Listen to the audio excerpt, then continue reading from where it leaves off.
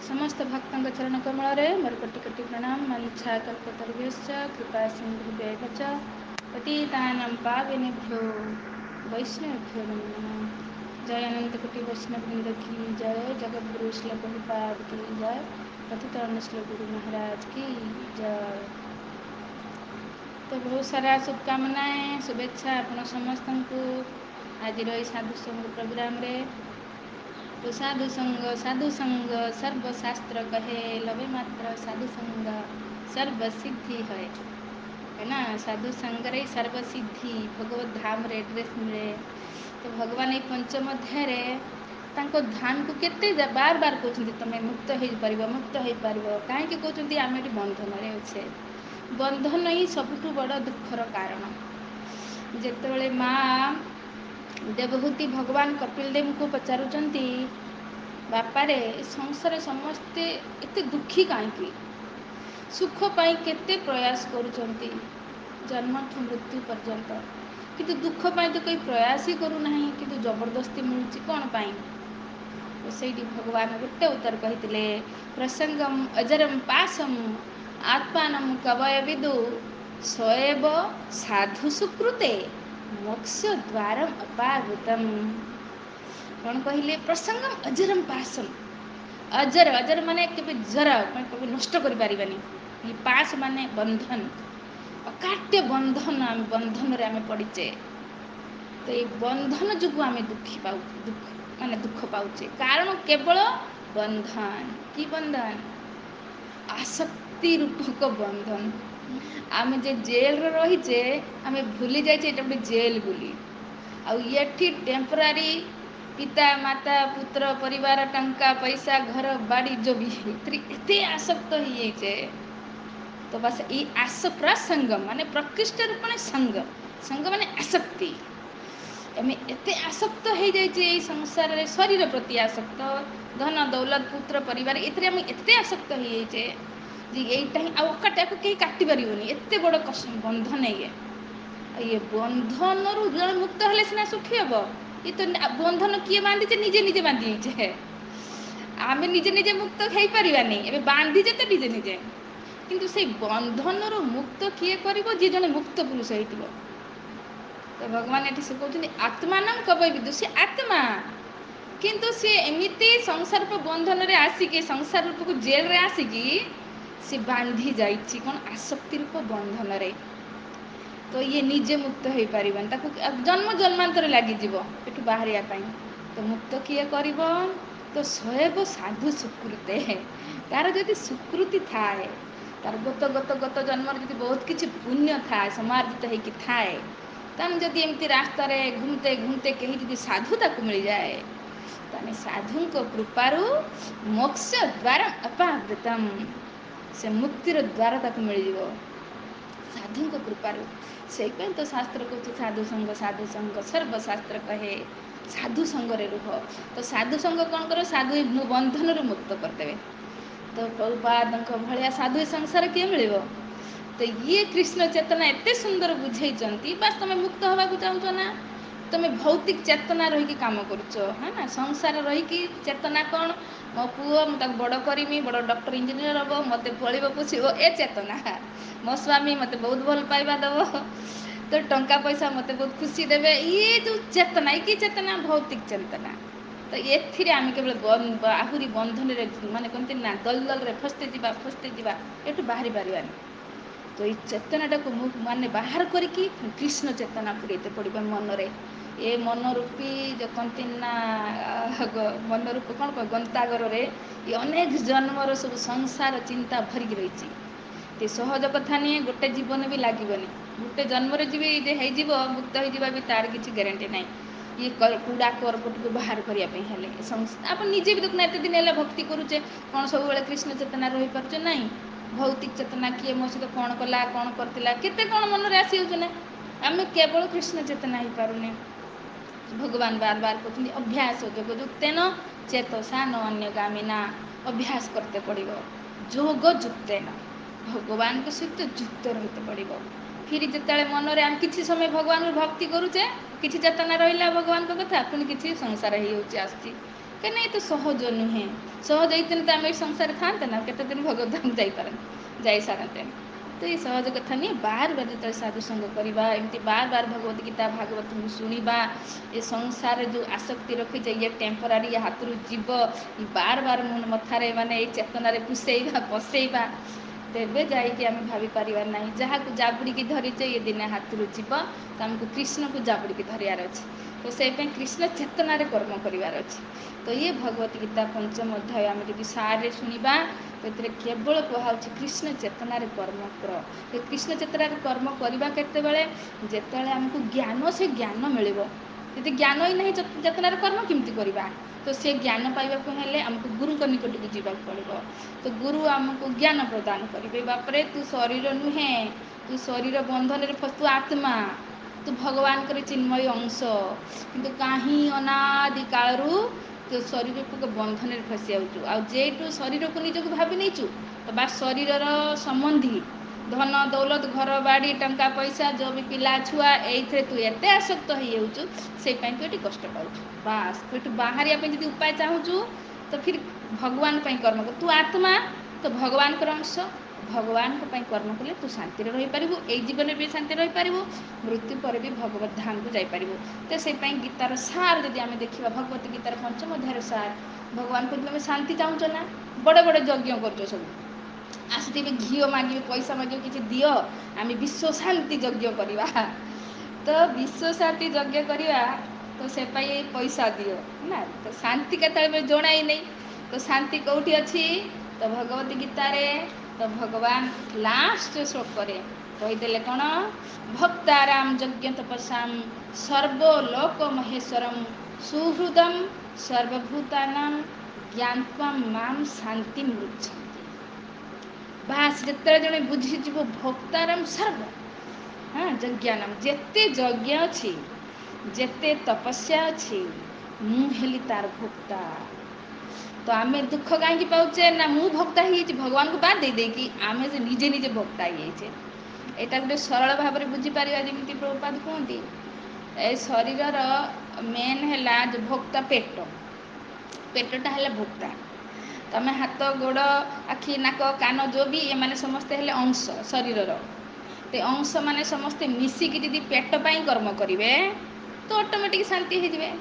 ପେଟ ପାଇଁ ଖାଦ୍ୟ ଦେଲେ, ସମସ୍ତେ ହାତ କାମ କଲା, ଗୋଡ଼ ନଗଲେ, ଏସବୁ ନ କଲେ ତ ଖାଦ୍ୟ ପେଟକୁ ତ ଯିବନି ନା। ସମସ୍ତଙ୍କର ଆବଶ୍ୟକତା ରହିଛି। ସମସ୍ତେ ମିଶିକି ପେଟକୁ ଆଗେ ଶାନ୍ତି କରିବେ। ତ ପେଟକୁ ଯଦି ଖାଦ୍ୟ ଦେଇଦେବା, ତ ସାରେ ଅଙ୍ଗ ପ୍ରତ୍ୟଙ୍ଗ ଆମେ ଶାନ୍ତି, ଆଖି ବି ଶାନ୍ତି, କାନ ବି ଶାନ୍ତି, ହାତ ଗୋଡ଼ ସବୁ ଶାନ୍ତି।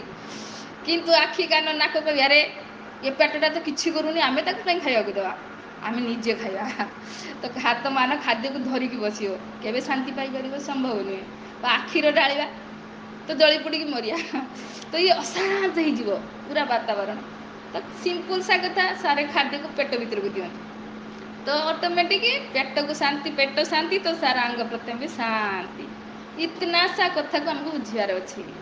ତ ଯେତେବେଳେ ଆମେ ବୁଝିବା ଭଗବାନ ହିଁ ଭୋକ୍ତା, ତ ଆମେ ସମସ୍ତେ ତାଙ୍କର ଅଂଶ, ତ ଅଂଶ ନାତେ ଭଗବାନଙ୍କର ସେବା କରିବା। ତ ଯେତେବେଳେ ଆମେ ସାରେ ଖାଦ୍ୟ ଭଗବାନଙ୍କ ପାଇଁ ଦେବା, ତ ଭଗବାନ ଖୁସ୍, ତ ଆମେ ବି ଖୁସ୍।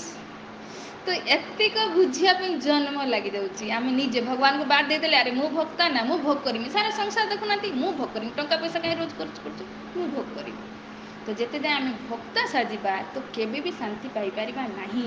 ସେଥିପାଇଁ ଭଗବାନ କହିଲେ ଲାଷ୍ଟ ଏତିକି ଜଣେ ଜାଣିଯିବ, ଜ୍ଞାତ୍ୱା ମାମ୍, ଜ୍ଞାତ୍ୱା ମାନେ ଜାଣିବ, କାରଣ ମାମ୍, ମୁଁ ହିଁ ସବୁ କିଛି, ସବୁ ଲୋକର ମହେଶ୍ୱର ମୁଁ। ଇଏ ବି ଏତିକି ତ ଜାଣିନି, କନଫ୍ୟୁଜନ୍। ପରମାତ୍ମା ଭଗବାନ କି ଅହମ୍ ବ୍ରହ୍ମାସ୍ମି, ବ୍ରହ୍ମ ଭଗବାନ କହିଲେଣି। ପୂର୍ଣ୍ଣ ଜ୍ଞାନ ହେଲା ଭଗବାନ କୃଷ୍ଣ ହିଁ ସବୁକିଛିର ମୂଳ ଉତ୍ସ। ସେଦିନ ପ୍ରଶ୍ନ ଆସିଥିଲା ପ୍ରଭୁଙ୍କ ପାଖରେ, ମୁଁ ଶୁଣୁଥିଲି ଯେ ଯଦି କୃଷ୍ଣଙ୍କର ଉତ୍ସ କିଏ? କୃଷ୍ଣ ଯଦି ଭଗବାନ, ତ ଭାଇ ଭଗବାନ କେଉଁଠୁ ଆଇଲେ? ତାଙ୍କ ଉପରୁ ତ କେହି ତ ଥିବେ ନା। ନାଇଁ ଲୋ ବାବା, କେହି ନାହିଁ ତାଙ୍କ ଉପରୁ। ସ୍ୱୟଂ ଭଗବାନ କହୁଛନ୍ତି, ଆମେ ପୂର୍ଣ୍ଣ ଶ୍ରଦ୍ଧା ବିଶ୍ୱାସ କରି ଏଟାକୁ ମାନି ନେବାର ଅଛି। ଯେତେବେଳେ ଭଗବାନ ସ୍ୱୟଂ କହୁଛନ୍ତି ଅହମ୍ ସର୍ବସ୍ୟ ପ୍ରଭବ ମତ ସର୍ବ ପ୍ରବର୍ତ୍ତତେ, ସିମ୍ପଲ ସା ଫଣ୍ଡା, ମୁଁ ହିଁ ସବୁର ମାଲିକ, ମୋ ଉପରୁ କେହି ନାହିଁ, ମାନି ନିଅ। ତମେ ଏତେ ଝଗଡ଼ା କରିବ ନାଇଁ, କୃଷ୍ଣ ତ କେହି ନା କେହି ଥିବେ, କୃଷ୍ଣ ଉପରୁ, କୃଷ୍ଣ ନା କେଉଁଠୁ ଆଇଲେ, ବା କୃଷ୍ଣ କେଉଁଠୁ ଆଇଲେନି, ସେ ସ୍ୱୟଂ ଥିଲେ। ବାସ୍, ନହେଲେ ଆଜି ବି ଝଗଡ଼ା ନା, ଗଛ ଆଗେ ନା ମଞ୍ଜି ଆଗେ। ତମେ କହିବ ଆଜି ଆଗେ ମଞ୍ଜି, ତ ବିନା ଗଛରେ ମଞ୍ଜି କେଉଁଠୁ ଆସିଲା? ଝଗଡ଼ା।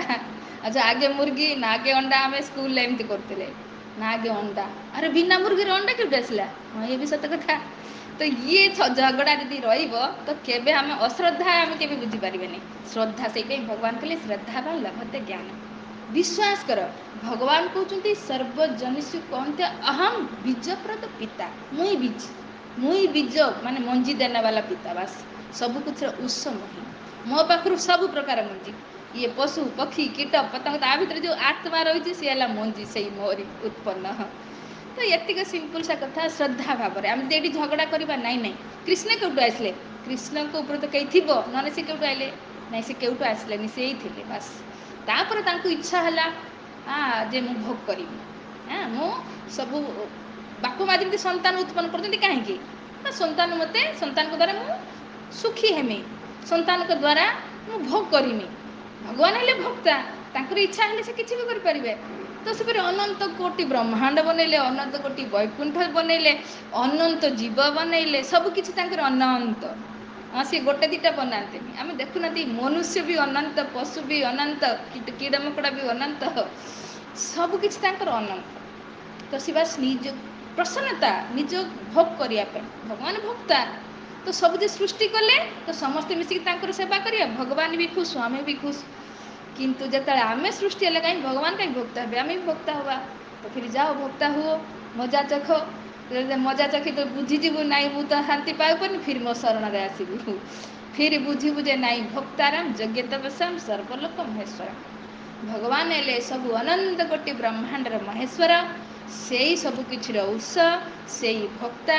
ଫିର୍ ଆମେ ସମସ୍ତେ ତାଙ୍କର ଯେତେବେଳେ ସେବା କରିବା, ଶାନ୍ତି ଶାନ୍ତି ଶାନ୍ତିକୁ ପ୍ରାପ୍ତ କରିବା। ବାସ୍ ଏତିକି ଜଣେ ଜାଣିବା। ଆଉ ସର୍ବଭୂତାନାଂ ସୁହୃଦମ୍, ସେ ସବୁ ଜୀବଙ୍କର ସୁହୃଦ୍, ମଙ୍ଗଳାକାଂକ୍ଷୀ ବନ୍ଧୁ। ସେ ଆମର ମାନେ କହନ୍ତି ମଙ୍ଗଳ ଚାହାନ୍ତି। ଯେତେବେଳେ ଏଇଟା ଆମେ ଜାଣିବା, ସଂସାର ଏଠି ମଙ୍ଗଳ ଦୁଇ ଜଣ କେବଳ ମଙ୍ଗଳ ଚାହାନ୍ତି, ହେଲେ ସାଧୁ ଅର ଏକ ଭଗବାନ। ବାକି ସଂସାରରେ କେହି ବି ମଙ୍ଗଳ ଚାହାନ୍ତିନି। ବାପା ମା ବି, କାହିଁକି ନା ମୁଁ ଯାହା କରୁଛି ତୁ ସେଇଆ କର। ମୁଁ ନର୍କ ଯାଉଛି ନା ମାଛ ମାଂସ ଖାଇକି, ତୁ ବି ଚାଲ ସେଇଠିକି ଚାଲ। ତ କେହି କୁହନ୍ତିନି ତୁ ଭଗବତ ଧାମ ଚାଲ ବୋଲି। ମାନେ ଜଗତଟା ହିଁ ଦୁଃଖମୟ। ଏଠୁ ବାହାରିଲେ, ଜଗତ ସଂସାରରୁ ଜେଲରେ ଫସିଛେ, ଏଠୁ ବାହାରିଲେ ସୁଖୀ ହେବା। ତ ଏଇଟା ସାଧୁମାନେ ଚାହାନ୍ତି, ଭଗବାନ ଚାହାନ୍ତି। ଭାଇ ମୋ ପାଖକୁ ପଳେଇଆ, ଏଇଟା କୁହନ୍ତି ସୁହୃଦ୍। ବାପା ଯେତେ ଯାଏଁ ତୁ ସଂସାର ରୂପୀ ଜେଲରେ ଥିବୁ, ତେ କେବେ ବି ଶାନ୍ତି ପାଇପାରିବୁ ନାହିଁ। ଏଠି ଜେଲର ପ୍ରକୃତି ମାୟା ଯେ ବସିଛି, ତିନିଟା ଦଣ୍ଡାରେ ତୁମକୁ ପ୍ରତ୍ୟେକ ମୁହୂର୍ତ୍ତରେ ଦଣ୍ଡ ମିଳୁଛି। ଆମେ ଏହସାସ କରୁଛେ, ଏଇଟା କରୁନେ କି? ଏଇ ଯେ ଗରମିରେ କିଏ ଦେଉଛି? ଏଇଟା କେହି ଚାହୁଁଛେ ଏଇ କଷ୍ଟଟାକୁ? ଇଏ ଯେ ତପ୍ତ ଉତ୍ତପ୍ତ ଆମେ ସମସ୍ତେ ଏଠି, ତ କିଏ ଦେଉଛି? ପ୍ରକୃତି ତିନିଟା ଯେ ଦଣ୍ଡା ଧରିଛି, ଏ ଯେଉଁ ତ୍ରିଶୂଳରେ ଦେଖିବେ ତିନିଟା ମୁନ, ଏଇ ମୁନରେ ମାରୁଛି ପଡ଼ିକରି। ଗୋଟେ ଦୈବିକ ଦେବତାମାନଙ୍କର ଦ୍ୱାରା। ଏଇଟା କାହାକୁ କ'ଣ କରିବା? ଦେବତାଙ୍କୁ ପିଟି ପାରିବା ଦେଖି? ଦେବତାମାନଙ୍କ ଦ୍ୱାରା ଦୁଃଖ ନିଜ ଶରୀରରୁ ଦେଖନ୍ତୁ, ହସ୍ପିଟାଲ ପୁରା ଭର୍ତ୍ତି, କେଉଁଠି ବେଡ୍ ଖାଲି ନାହିଁ। ଇଏ ଆଦି ଭୌତିକ, ସରି ଆଦି ଆତ୍ମିକ ଶରୀରରୁ ଉତ୍ପନ୍ନ, ଆଉ ଭୌତିକ ଅନ୍ୟ ଜୀବ ଦ୍ୱାରା ତ ପ୍ରତ୍ୟେକ ମୁହୂର୍ତ୍ତରେ କ୍ଲେଶ ଆମେ ପାଉଛେ। ତ ଇଏ ପ୍ରକୃତି ଦଣ୍ଡ ମାରୁଛି ତିନିଟା ଚାବୁକରେ ବା ତ୍ରିଶୂଳରେ। ଆମେ ଯେହେତୁ ଜେଲରେ ଫସିଛେ, ତ କାହିଁକି ନା ନିଜେ ଭକ୍ତା ସାଜିଛେ। ତ ଏ ଶ୍ଲୋକ ଅନୁସାରେ, ସାର ଅନୁସାରେ ଯଦି ଆମେ ବୁଝିବା, ଭଗବତ ଗୀତାର 5ମ ଅଧ୍ୟାୟରେ, ବାସ୍ ଯଦି ଏଠୁ ଆମେ ବାହାରିବାକୁ ଚାହୁଁଛେ, ତାହେଲେ କୃଷ୍ଣ ଚେତନାରେ କର୍ମ କରିବା। ବାସ୍ କୃଷ୍ଣ ଚେତନାରେ କର୍ମ କଲେ ଆମେ ଏଇ ବନ୍ଧନରୁ ମୁକ୍ତ ହେବା। କାରଣ ଏତେ କୃଷ୍ଣ ଚେତନାର କର୍ମ ମାନେ ଭଗବାନ ଭକ୍ତା, ମୁଁ ହେଲି ଭୋଗ୍ୟା। ଭଗବାନଙ୍କର ସେବା କରିକି ମୁଁ ହିଁ ଶାନ୍ତି ପାଇପାରିବି, ଖୁସି ହେଇପାରିବି, ଆନନ୍ଦ ପାଇପାରିବି, ସବୁକିଛି। ତ ବାସ୍ ଏତିକ ବୁଝିଯିବା, ବୁଝିକି ଭଗବାନଙ୍କ ସେବାରେ ନିଜକୁ ଲଗେଇବା। ତ ଏ ଜୀବନରେ ବି ଆମେ ଶାନ୍ତି ପାଇପାରିବା, ମୃତ୍ୟୁ ପରେ ଭଗବତ ଧାମକୁ ବି ଯାଇପାରିବା। ଯଦି ଏତିକି ନ କରୁଛେ, ତାହେଲେ କ'ଣ ହେବ? ତ ସଂସାର ରୂପୀ ଯେଉଁ ଜେଲରେ ଫସିକି ରହିବା, ମାୟା ରୂପୀ ଯେଉଁ ମାୟା ତ୍ରିଶୂଳରେ ଆମକୁ ଏମିତି ଜନ୍ମ ଜନ୍ମାନ୍ତର କୁଟ ମାରିବ। ଏବେ ତ ମନୁଷ୍ୟ ଜୀବନର ଟିକେ ଚାନ୍ସ ଅଛି, ଟିକେ ସୁଖ ସୁବିଧା ଅଛି। ଗରମି ହେଲା ଫିର୍ ବି ଏସି ଚଲେଇ ଦେଉଛେ। ଜଣେ କୁକୁର ବିଲେଇର ଶରୀରରେ ଯେଉଁମାନେ ଆତ୍ମା ଅଛି, କ'ଣ କରିବେ ସେମାନେ? କେଉଁ ଏସି ରୁମ୍ରେ ଯାଇକି ଫସିବେ? ତୁମେ ବୁଝିବା ଦରକାର। ପୁଣି ପ୍ରକୃତି ଏଠୁ ନେଇକି କାଳା ପାଣି ସଜା ଦେବ। କହୁଥିଲେ ନା ଫାର୍ଷ୍ଟ କ୍ଲାସ୍ କେଇଦି, ସେକେଣ୍ଡ କ୍ଲାସ୍ କେଇଦି, ଆଉ ଥାର୍ଡ଼ କ୍ଲାସ୍ କେଇଦି। ତ ଆମେ ଫାର୍ଷ୍ଟ କ୍ଲାସ୍ କେଇଦି, ଆମକୁ ଫିର୍ ବି ଟିକେ ସୁଖ ସୁବିଧା ଅଛି। ପଶୁପକ୍ଷୀ କାଳା ପାଣି ସଜା।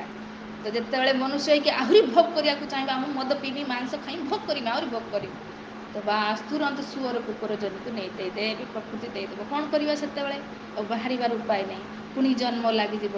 84 ଲାଖ ଜୀବନ କାଟିଲା ପରେ ପୁଣି ଯାଇକି ମନୁଷ୍ୟ ଜୀବନର ଚାନ୍ସ। କେତେ ବଡ଼ ଆମେ ନିଜର ହାନି କରୁଛୁ, ଆମେ ବୁଝିପାରୁନେ। କାହିଁକି ନା ସାଧୁସଙ୍ଗ ନାହିଁ, କିଏ ଆମକୁ କହିବ? ଗୀତା ବି ପଢ଼ୁନେ। ତ ସେଇପାଇଁ ଭାଗ୍ୟବାନ ଯେମାନେ ସାଧୁସଙ୍ଗରେ ଆସନ୍ତି, ବସନ୍ତି, ଶୁଣନ୍ତି, ଶୁଣିକି ବୁଝନ୍ତି, ନାଇଁ ନାଇଁ ମୋତେ ଏଇ ଜୀବନରୁ ଉଦ୍ଧାର କରିବାର ଅଛି ନା ସଂସାରରେ ପଶିବାର ଅଛି। ତ ଏ ସୁନ୍ଦର ଭଗବାନ ପ୍ରଭୁପାଦ ଏତେ ସୁନ୍ଦର ଭାବରେ ଆମକୁ ବୁଝେଇଛନ୍ତି, ବାପା ଇନ୍ଦ୍ରିୟକୁ ଭୋଗ ନ କରି ଇନ୍ଦ୍ରିୟକୁ ଭଗବାନଙ୍କ ସେବାରେ ଲଗା। ଯେତେ ଯାଏଁ ଭୋଗ କରିବୁ ତୁ ଏମିତି ସଜା କାଟିବୁ ମାୟାର ଅଣ୍ଡରେ ରହିକି। ଆଉ ଯଦି ବା ସେଇ ମନୋବୃତ୍ତିକୁ ଛାଡ଼ିଦେ, ଭଗବାନ ଭକ୍ତ ଏତିକି ବୁଝୁ, ଆଉ ଭଗବାନଙ୍କ ପାଇଁ ସେବାରେ ଲାଗ। ସାରେ ଇନ୍ଦ୍ରିୟ ଭଗବାନଙ୍କୁ ସେବାରେ ଲଗା। ଆଖିରେ ଭଗବାନଙ୍କୁ ଦର୍ଶନ କର, କାନରେ ଭଗବାନଙ୍କ କଥା ଶୁଣି, ଜିଭରେ ଭଗବାନଙ୍କ ନାମ କର, ପ୍ରସାଦ ପା, ଶରୀରରେ ଭଗବତଙ୍କୁ ଆଲିଙ୍ଗନ ପ୍ରଦାନ କର, ପାଦରେ ଭଗବତ ଧାମକୁ ପରିଭ୍ରମଣ କରେ, ବାସ୍ ତୋର ଉଦ୍ଧାର। ଇଏ ହେଇଗଲା ଭଗବାନଙ୍କ ପ୍ରସନ୍ନତା ପାଇଁ କର୍ମ, କୃଷ୍ଣ ଚେତନାରେ କର୍ମ। ତ ଫିର ଏଇ କର୍ମ ଆମକୁ ବନ୍ଧନରୁ ମୁକ୍ତ କରିବ। ଏଇ କର୍ମ ଆମକୁ ବନ୍ଧନରେ ପକାଇବ କେତେବେଳେ? ଯେତେବେଳେ ଭଗବାନଙ୍କୁ ଭକ୍ତ ଭାବିକି କର୍ମ କରିବା, ତ ବନ୍ଧନରୁ ମୁକ୍ତ।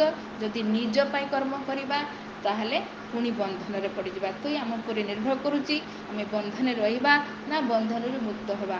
ତ ଏଇଟା ଏଇ ସାରାଂଶ ହେଲା ଏଇ ଭଗବତ ଗୀତାର 5ମ ଅଧ୍ୟାୟର। ତ ଆମେ ଆସନ୍ତା କାଲି ଏବେ ପ୍ରଭୁଙ୍କୁ କହିବା, ଆମେ ସମସ୍ତେ ମିଶିକି ଏଇଠି କହିବା। ତ ତାକେ ଆମେ ଶିଖିବା କେମିତି? ତ ଯେମିତି ପ୍ରଭୁଜୀ କହୁଥିଲେ, କାଲି ଗୋଟେ କାହାର ନାଁ ଚଏସ୍ କରନ୍ତୁ, ତ ଆସନ୍ତୁ ଆମେ ଶୁଣିବା। ତ ଯାହା ନ କହିପାରିଲେ ଆମେ ବି ଅଛେ, ପ୍ରଭୁ ଯେମିତି କହିଲେ। ତ ଆମେ ସମସ୍ତେ ମିଶିକି, ଏତେ ସଂସାର ବନ୍ଧନରେ ଅଛନ୍ତି, ଜଣେ ଯାଇକି ସମସ୍ତଙ୍କୁ ତ ବନ୍ଧନରୁ ମୁକ୍ତ କରିପାରିବନି।